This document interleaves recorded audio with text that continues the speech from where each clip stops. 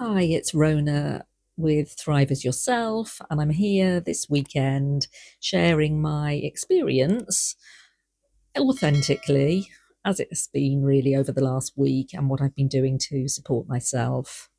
And I'm going to share some of my artwork on the walls today, and I'm joined by Ted, who is an old gentleman who he used to belong to the older sister of my mother's friend from school.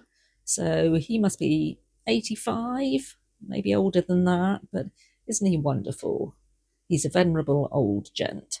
Charles Adams print, if you can see that.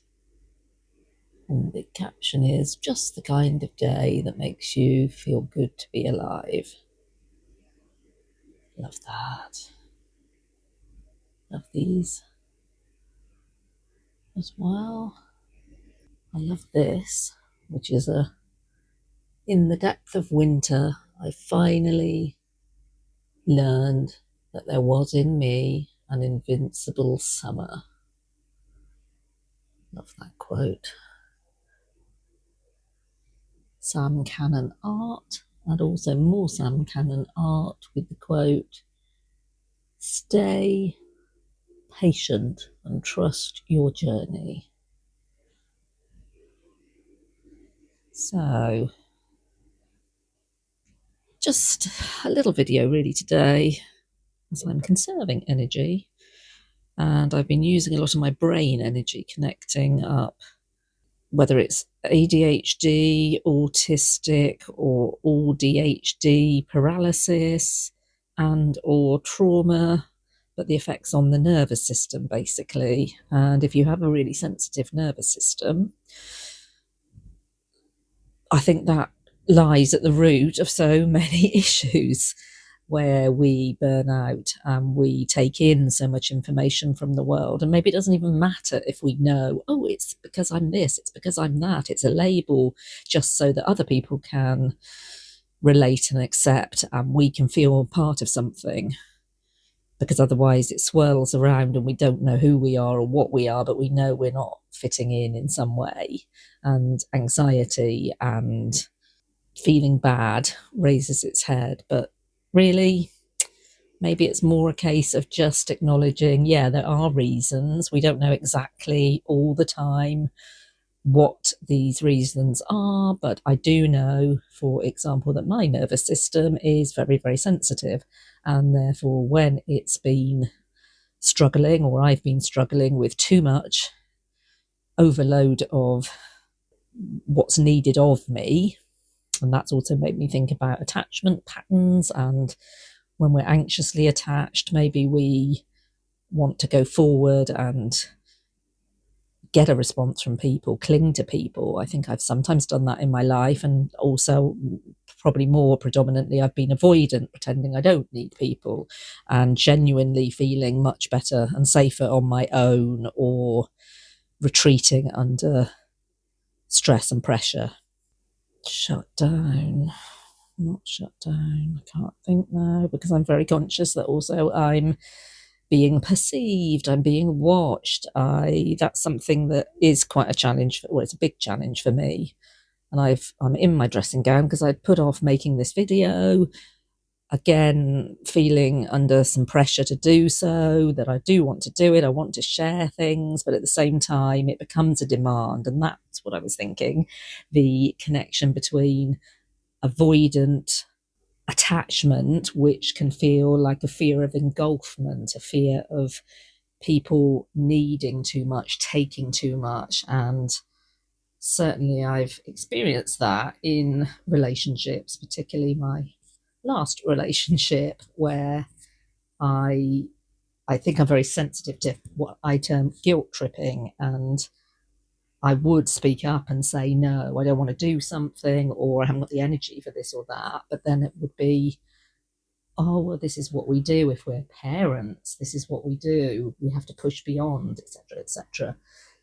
And even though I knew in my heart that a happy, relaxed parent would be much preferable to a stressed, resentful, raging, overwhelmed parent, the guilt tripping got to me. And I suppose that's the one thing I have been really conscious of and thinking about is this is where we have some control. If we can think about, well, not think, this is a thing I get stuck in my head. It's more about sensing our bodily overwhelm, where we're full up, we're depleted.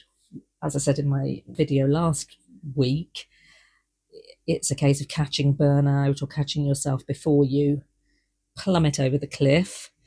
And part of that for me is acknowledging that it can be my own difficulties with setting boundaries, my own struggles to want to do more, give more, be drawn to a career where I'm needing to be there for other people. All of it makes sense in terms of my history. I can understand it, that it's come from a sense of wanting people to feel understood, wanting to give them the sense of connection that I lacked.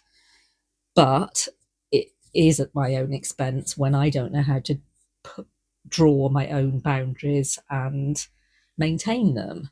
And that's what I think causes the anxiety and either makes us withdraw and or burn out. So if we can be aware and not overexert ourselves and know that it's safe to draw a boundary and say, no, you can't cross that, or I if you do, I'm not doing this, or I'm not doing this anyway. But we have to notice what that brings up for us. And certainly physically, it might bring up a lot of stress and tension. And our hearts might race, our voice might quaver, we might not be breathing properly. So even thinking about this and talking about it now, I know I need to stop and breathe and just take a moment.